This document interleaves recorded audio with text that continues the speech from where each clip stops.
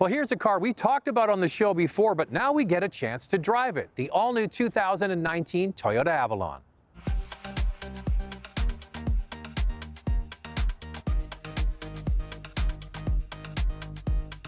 The Avalon is a premium large car from Toyota, just as some manufacturers are bailing on this segment.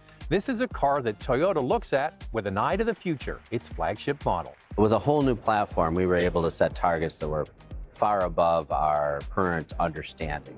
So with the new rear suspension, a multi-link rear suspension, we really felt we had the hardware of the best cars in the world. So we're able to set targets that kind of met our expectations for not only today, but for the next 10 years. So this is a big, long, full-size car, and trust me, if you're looking for rear seat room, this is the type of vehicle you should be shopping for. Just look at the legroom in here. It's absolutely enormous. Now, everybody's moving towards utility vehicles, but if you put a premium on rear seat space, no utility can touch this. So, how is the Avalon differentiating itself from the rest of the market? Design. To say that Toyota is moving in a bold new direction is an understatement. The latest Camry is an edgy vehicle. This might surpass that in terms of a sleek, sharp design. The most notable feature of this new Avalon is the wide, oversized grille and sleek headlamps. So at this point, I think it's a good idea to talk about the different trims available with the Avalon. There's only two, and what sets them apart, and it's most noticeable from the front. So this is the XSE that gets this sort of crosshatch mesh look on the front, but it does not come with LED headlamps. The Limited does come with LED headlamps, but you notice the grille is more horizontal. That's how you spot the difference.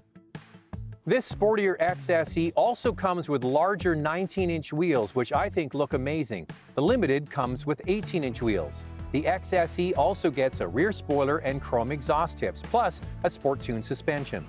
The trunk is huge, but there's no handle inside the trunk for closing, something that's kind of strange for 2019.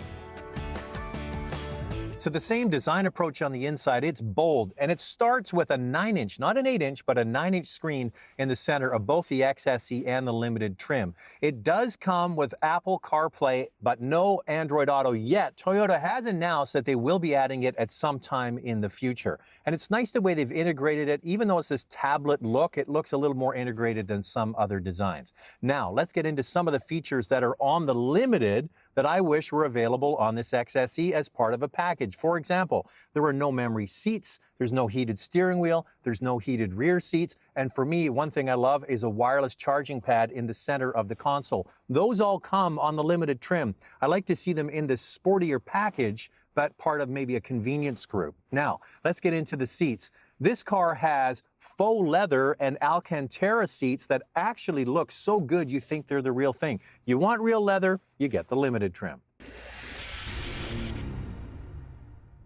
So this new Toyota Avalon is built on a brand new global platform that Toyota is using across a number of new vehicles. And it's built to produce a better handling vehicle, and boy, does it work. The new platform is lower to the ground, wider and more rigid, all good things for handling. Plus, this new Avalon features a multi-link rear suspension.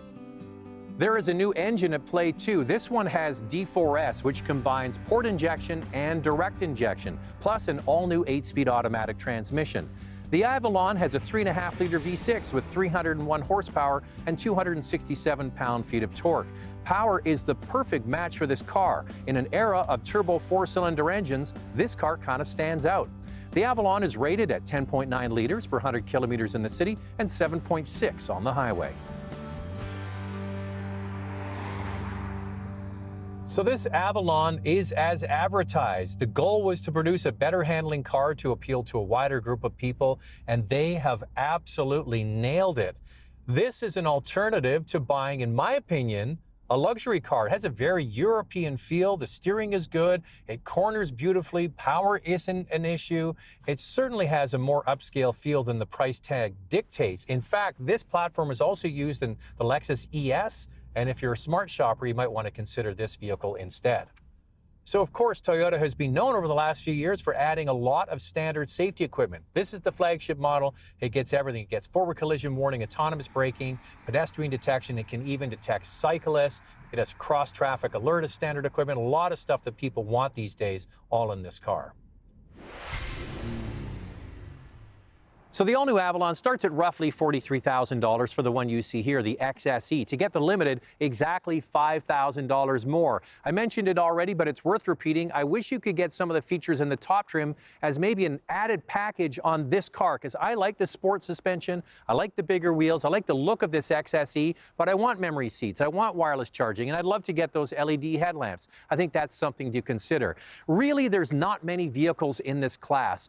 Ford is getting out with the Taurus. You have the LaCrosse from Buick. You have the Maxima from Nissan, but really not that many. So if you're in the market even for a luxury product, you owe it to yourself to try this Avalon. It's that good. Is it going to be enough to get people to switch away from SUVs? We'll have to wait and see.